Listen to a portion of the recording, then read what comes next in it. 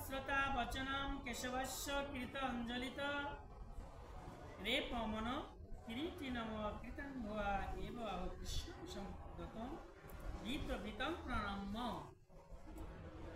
সন্ধ্যায় বললেন, কেশবের একথা শুনে মুকুটধারী অর্জুন করজোরে কম্পিত শরীরে নমস্কার করে পুনরায় অতি ভীতভাবে প্রণাম পূর্বক কৃষ্ণকে গদগদ কণ্ঠে আবার বললেন। কি যেন বলতে চাচ্ছে, ভয় পাচ্ছে আর বলতে চাচ্ছে। অর্জুন বাচ এবং অর্জুন বললেন, স্থানে ঋষিকেশ তব প্রকৃতা জগত প্রহাস্যতি অনুরয়া জাতে চরকাংশিবিতা নিদিশ্য দ্রবন্তি সর্বে নমস্যন্তি চ সিদ্ধ সংঘা। কি বললো? হে ঋষিকেশ, তোমার মাহাত্ম্য কীর্তনে সকল জগৎ পুলকিত হয়ে তোমাতে অনুরক্ত থাকে। রাক্ষসকুল তোমার ভয়ে নানা দিকে পলায়ন করে, সিদ্ধগণ তোমার প্রণাম করে।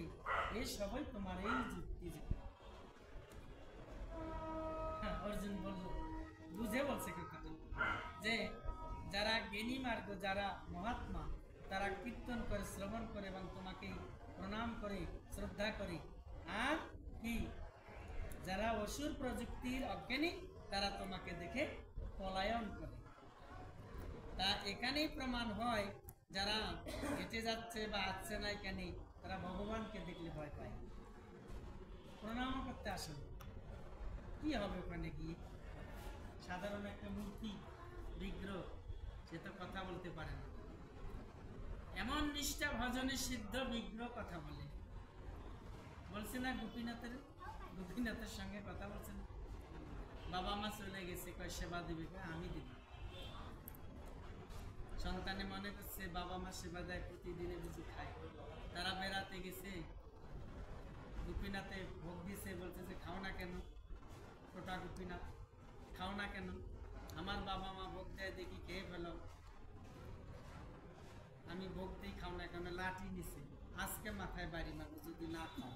ছোট বাচ্চা, বাড়ি দেব আজকে।